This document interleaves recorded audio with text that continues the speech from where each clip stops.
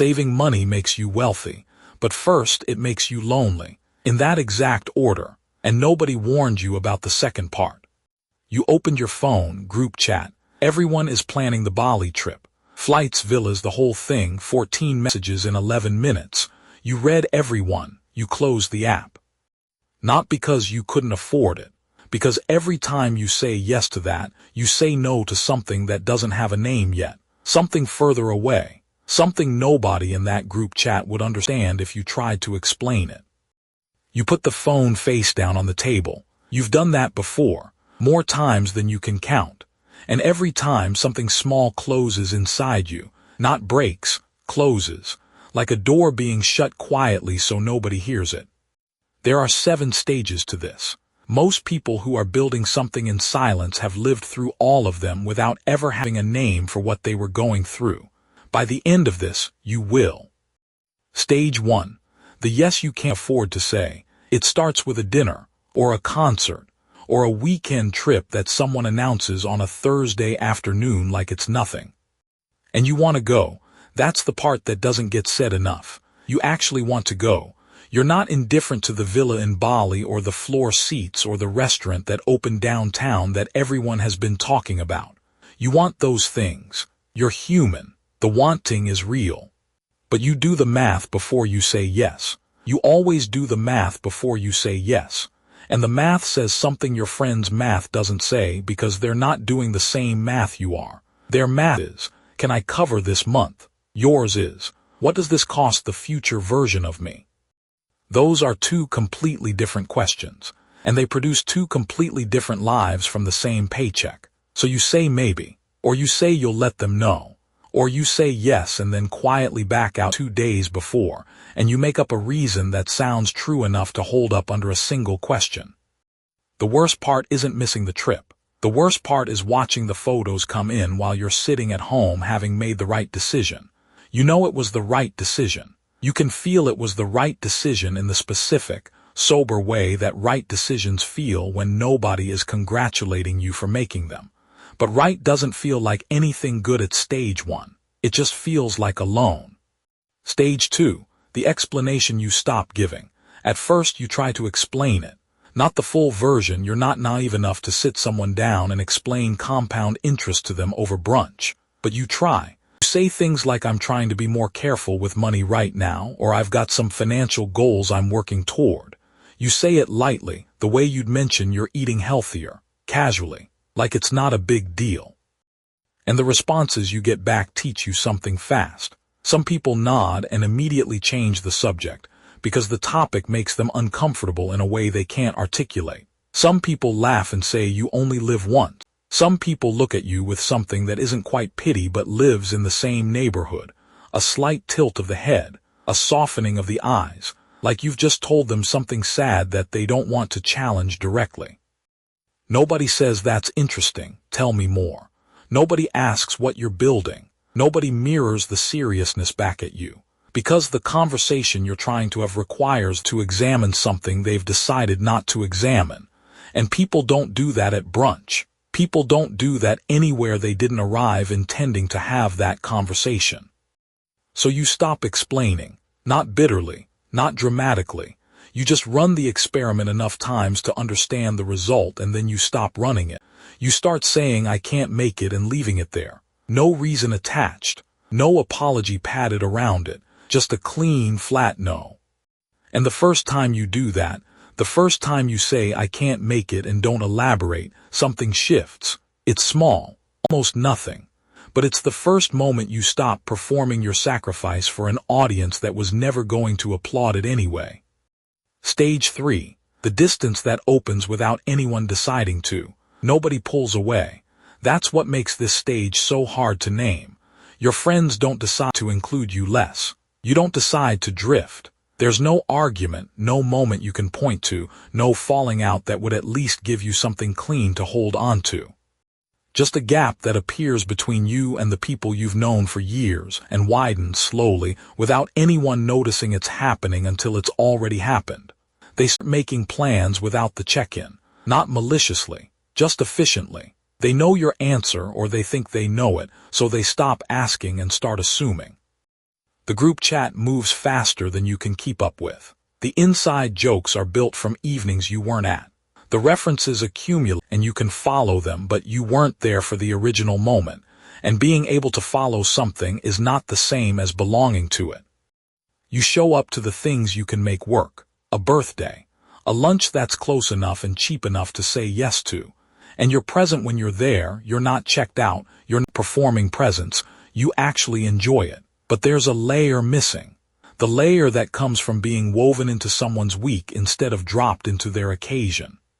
They know your name. They know your history. They don't know what you're building, because you stopped telling them and they stopped asking. The distance isn't made of resentment. It's made of different calendars, different priorities.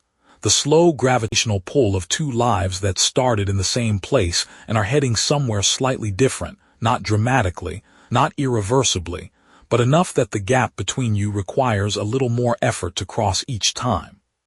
And some days you don't have the energy to cross it, so you don't. And that's a door closing too, quietly, so nobody hears it. Stage 4. The comparison that comes at night.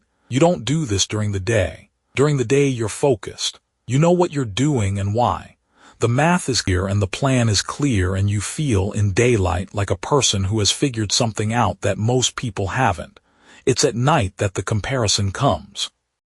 Not with everyone, just one or two people. The ones whose lives look the way yours was supposed to look by now, according to whatever internal timeline you were running when you were 23, and everything felt equally possible. The friend who bought the house. The coworker who travels every quarter. The person from college who posts from places you've only seen in other people's posts. You don't want their life. That's not quite it. You want it less than you do, because you know in the clear-eyed part of your mind that the house came with a mortgage that owns 30 years of their choices, that the travel went on a card that charges 2% on the balance they're carrying, that the college person is 3 months from a financial crisis they don't see coming because they've never done the parking lot math, never sat still long enough to look at the real number. You know all of this, and it still doesn't fully work. The knowing and the feeling are two different systems, and at 1 a.m. the feeling is louder, so you sit with it. Not long, you've gotten better at this. You used to sit with it for hours, now it's 20 minutes, 15, sometimes less. You look at what they have. You look at what you have, which looks like nothing from the outside and looks like a foundation from the inside. You close the app. You go to sleep. But the comparison came. It always comes. And anyone who tells you that financial discipline makes the comparison go away is lying to you. The discipline is what you do with the comparison after it arrives. That's the whole game at stage 4. Stage 5. The moment someone notices. It happens without warning. You're in the middle of an ordinary conversation, nothing financial, nothing serious, and someone who knows you well enough says something that lands differently than they meant it to. They say you seem different lately. Or they say you're so disciplined I don't know how you do it. Or they say, half joking, you're going to be the rich one, aren't you? And they laugh when they say it, but the laugh has something underneath it that isn't quite a joke. And for a second, you don't know what to do with that. Because the part of you that has been doing this in complete silence, no audience, no applause, no one tracking the scoreboard, suddenly has someone looking at it directly. And it's disorienting. Like being in a dark room for a long time and then someone turns on the light and you have to remember what your face is supposed to do. You say something modest. You deflect. You change the subject because the full answer would take longer than the conversation has space for, and also because the full answer includes things like the night you almost broke and bought the car, and the group chat you've been leaving on read for 3 months, and the piece of paper in your desk with the number on it that nobody has ever seen. You say something modest and the conversation moves on, but something happened in that moment. Someone saw, not everything, not even most of it, but a corner of it, a hint of the shape of what you're building, and it doesn't feel like exposure. It feels quietly like being slightly less alone.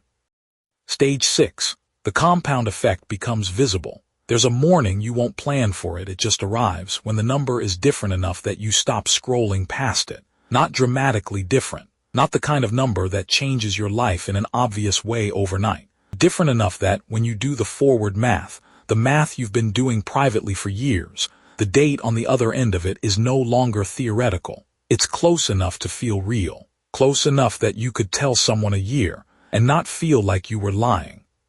You sit with that for a few minutes before doing anything else. Just sit with it. The coffee goes slightly cold. You don't notice. And then something strange happens. The friends who were posting from Bali are still posting from places. The trips are still happening. The dinners, the concerts, the things you said no to for years, all still going. And you can see now, with a clarity you didn't have at stage one, that those things are still being funded the same way they were always being funded. The card, the payment plan, the optimism that next year will be the year they sort it out. You're not above them for seeing this. It's not superiority. It's just information. The information that what looked like winning at stage is revealed at stage 6 as a different kind of math. Their math was never wrong. It just had a different answer than yours. The distance you felt at stage 3, the gap that opened without anyone deciding to, starts to feel less like loss and more like the necessary geography of two different destinations. They were going somewhere. You were going somewhere. The routes don't look the same. That's not tragedy. That's direction. Stage 7, the silence that becomes the answer. You're at dinner. A real one this time, not the one you did the math on declined, but one you chose freely, with people who matter to you, at a place you picked without checking the balance first. The conversation goes to money the way it always eventually does. Someone complains about their card rate. Someone else mentions they can't figure out where their paycheck goes. A third person says they'll start saving seriously next year, same as they said last year, same as they'll say next year. And you listen. You don't correct anyone. You don't offer the plan or the number or the piece of paper in the desk that nobody has ever seen. You just listen. Because you learned something across all 7 stages that you couldn't have understood at stage 1. The conversation about money that changes people doesn't happen at dinner. It happens in a parking lot, alone, with the real number on the screen and the engine off and nobody watching. You can't give someone their parking lot moment. You can't hand it to them across a dinner table. It comes on its own, or it doesn't come all. And the people who are ready for it will find it. And the people who aren't will go on having the same dinner conversation next year. So you sit there, you eat, you laugh at the right moments.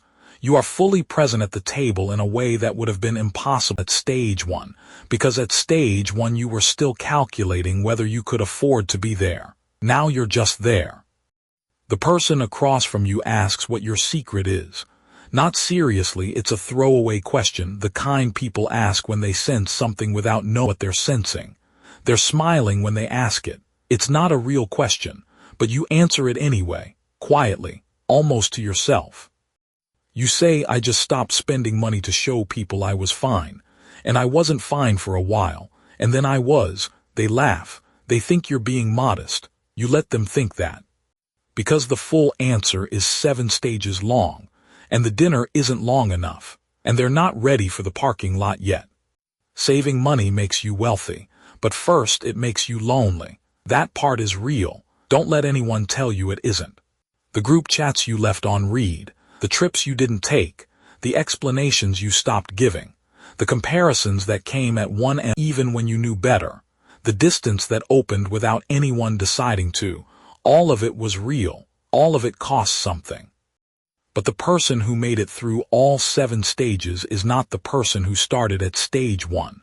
They know something the people at the dinner table don't know yet. Not because they're smarter. Not because they got lucky. Because they stayed in the silence long enough for it to become an answer. The phone is face down on the table again. The group chat is running. Someone is planning something you won't go to. You already know what you're going to do. You've known for a while now. See you in the next one.